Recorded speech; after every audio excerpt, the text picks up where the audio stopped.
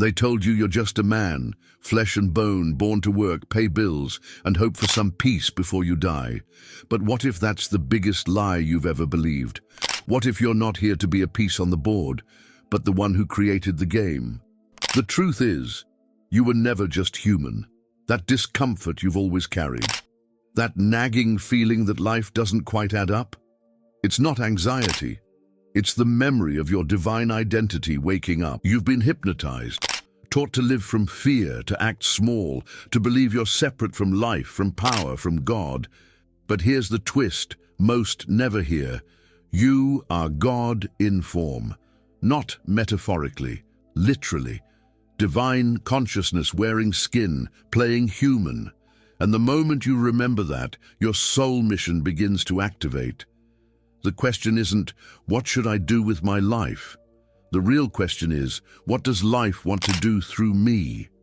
You're not here to be saved. You're here to remember and awaken. Starting now. 1. The lie of separation. He thinks he's just a man, a body with a name, a bank account, and a history, but that's the first lie. The illusion of separation. Since childhood, he's been trained to believe that he's cut off from life, from others, from something greater. But look closer. The very breath he takes comes from trees, the sunlight in his eyes, born in a star millions of miles away. Separation isn't real. It's a trick of the mind, a glitch in human consciousness. This illusion gets reinforced by culture. Be strong, be logical, don't feel too much. But in doing that, men build walls around their hearts. They start to believe they're alone, even while surrounded by people. And deep down, that isolation feels wrong. That discomfort isn't a flaw. It's the soul whispering that something's off, that he's living under a false identity. Not the divine identity he came here to embody, but a borrowed mask from society. You can see this play out in real life. The man who's got it all, job, wife, car, still wakes up tired of himself. Why? Because success built on separation never satisfies. It always feels incomplete. The moment he realizes he's never been separate, that everything is connected through awareness, things begin to change. Not because he adds something new, but because he drops something false. And this is where things start to get interesting. Because if separation is an illusion, then what else has he believed that isn't true? What other powers has he buried just to fit in? The next layer begins to crack open. 2. The power you forgot you had. Most men walk through life like they're under a spell, wake up, work, sleep, repeat, believing that this loop is all there is. But the truth is, they've forgotten something crucial. They've forgotten the divine identity that was alive in them before the world told them who to be. That inner power, it's still there, not lost, just covered in noise. And the moment they stop chasing external validation, they can feel it starting to rise. This power isn't about control or domination, it's about creation. The same force that turns a seed into a tree lives inside of them. But if they keep thinking like mere survivors, they'll never access it. Think of a man in his 40s who's always felt stuck in the same job. One day, he starts journaling his thoughts, asking, "What do I really want?" That simple act breaks the trance. It opens a portal back to his soul mission. One question at a time. When you remember you're not just a body with habits, but consciousness with a purpose, everything shifts. You stop asking for permission, you stop shrinking to fit the room, and you start creating your reality from the inside out. Not because some guru said you should, but because your own awareness won't let you pretend anymore. That's what spiritual awakening actually looks like. It's messy, raw, and liberating. And here's the wild part. This isn't new information. It's ancient. The mystics knew it. The sages lived it. But now it's your turn to remember it. Because the power that you forgot, it hasn't forgotten you. It's waiting, watching, and the moment you stop living like you're powerless, you'll start realizing why the world needs you awake. 3. Why the world needs you awake. There's a reason the world feels chaotic. It's not just politics, economy, or technology. It's because too many people are asleep to who they really are. And when divine beings forget their nature, the world suffers. A man who thinks he's just a body won't act from truth. He'll act from fear. He won't lead with purpose. He'll follow with hesitation. That's why your spiritual awakening isn't just about you. It's about the collective. The world doesn't need more noise. It needs more awakened men. Think of a man raising kids. If he sees himself as just a provider, he'll pass on the same limitations he inherited. But if he remembers his divine identity, he raises kings and queens, not just children. He models self-awareness, emotional intelligence, and presence. The ripple effect is huge. One man waking up to his true nature shifts generations. He breaks cycles just by being himself fully. That's not exaggeration, it's cause and effect in motion. When you walk into a room with calm, grounded energy, people feel it. You don't have to preach or convince. Your energy speaks louder than your words. This is what happens when you stop believing the illusion of self and start embodying divine consciousness. Your choices align, your presence heals, and your life becomes an anchor in a world full of chaos. You stop feeding the problem and start becoming the answer. The soul mission isn't about escaping the world. It's about elevating it. You're not here to hide in a cave or meditate until reality disappears. You're here to live, build, speak, lead with awareness. The more you remember who you are, the more the world around you starts to shift. It's not magic, it's resonance. And now, the real work begins, not in changing the world first, but in rewriting what's happening inside your own programming. 4. Rewriting your inner programming. Most men don't realize they've been running on someone else's code. Since birth, they've been programmed by family, culture, religion, school, taught what to think, how to feel, who to be. And while some of that served them in childhood, most of it now holds them back. Like an outdated operating system, it crashes every time they try to level up. To embody their divine identity, that inner programming has to be rewritten, not erased, rewritten with intention. This isn't about positive thinking. It's about pulling out the roots of unconscious beliefs. Beliefs like, I'm not enough, success means sacrifice, real men don't cry. These lies don't just float around, they live in the nervous system. But here's the good news, they're not permanent. With awareness, they can be seen. With breath, they can be felt.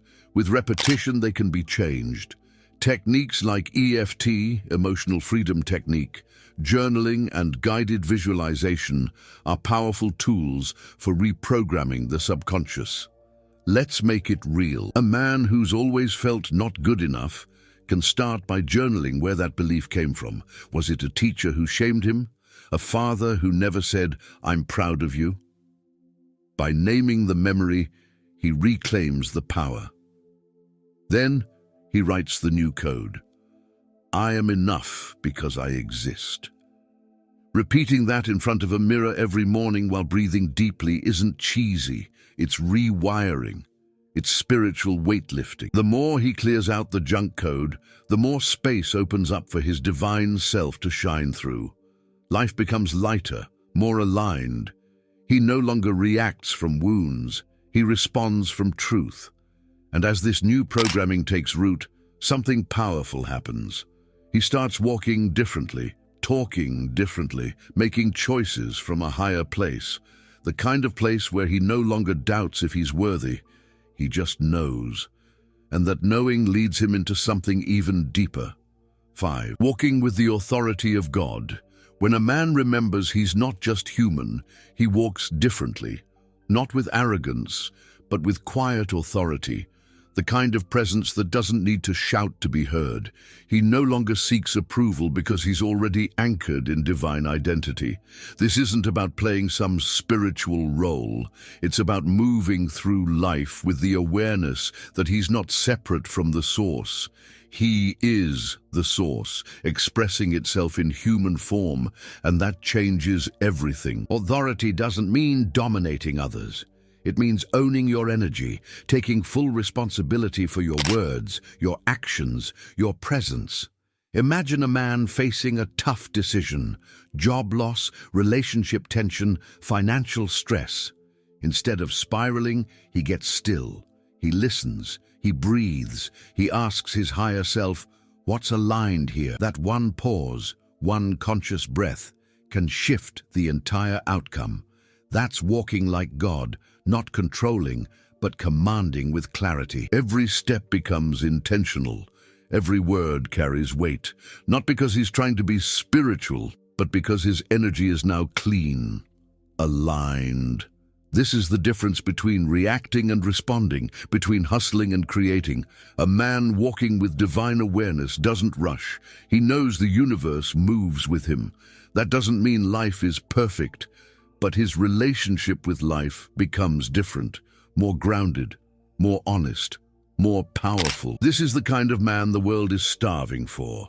Not another copy of someone else's version of success, but an original, fully embodied, fully awake. And when he starts living from that place, his vibration speaks louder than any title or resume. That's the level where life bends to meet him. Not because he forces it, but because he's aligned with who he truly is. And once he's there, he starts to notice something deeper about how energy works in this reality. 6. Your energy is a message to the universe. Every thought you think, every emotion you feel, every choice you make, it's all energy. And that energy doesn't just stay inside you. It radiates outward like a signal, telling the universe who you believe you are. When a man thinks he's broken, his energy says, I'm powerless. When he embodies his divine identity, his energy says, I remember who I am. The universe isn't responding to what he wants, it's responding to what he is in vibration. This is why people can visualize and affirm things for years with no results. It's not about words, it's about resonance. If the energy underneath is still tied to the illusion of self, nothing changes. But when a man shifts his internal frequency, through breath, presence, and truth, everything around him begins to shift too. The job shows up, the partner appears, the synchronicities increase, not because he chased them, but because he became a match. One powerful practice is checking your frequency daily. Before you start your day, ask, what's the signal I'm sending right now? If it's fear, shame, or lack, pause. Don't fight it. Feel it, breathe into it, and choose again. Move toward gratitude, presence, and trust. Music can help. Movement can help. Even laughing at yourself can reset your state. You're not trying to be perfect, you're trying to be real, and real is magnetic. The man who understands this doesn't waste time trying to convince others. He knows his energy does the talking. He becomes a lighthouse in a storm, not because he tries to shine, but because he's stopped dimming himself. That kind of energy isn't just attractive, it's transformative. And when he fully owns it, he finally begins to realize something most people never do. The soul mission was never out there. It's been him all along. 7. The mission is you. Everyone's out there looking for some big mission, some divine assignment written in the stars. But here's the twist. You are the mission.